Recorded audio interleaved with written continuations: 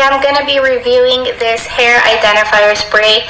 I am so excited that I finally got it, and I've been seeing it all over social media, and I just wanted to try it out. I want to see if it actually works.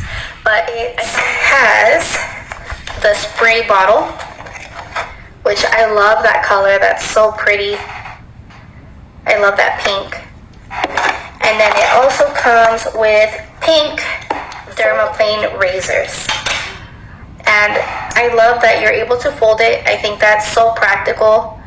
The blade looks just like any other dermaplane razor out there, so I've never seen them fold though, so I like that. Yeah, let's try it out and see what we think.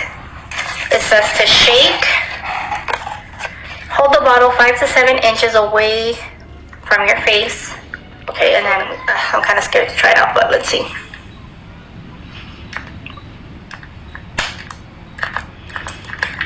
Oh, okay, you have to keep pressing on it,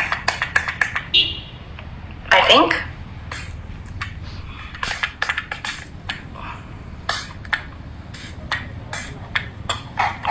Ugh. I don't think that looks right. That doesn't look right. Or does it dry? Let me see. What I've been seeing on social media.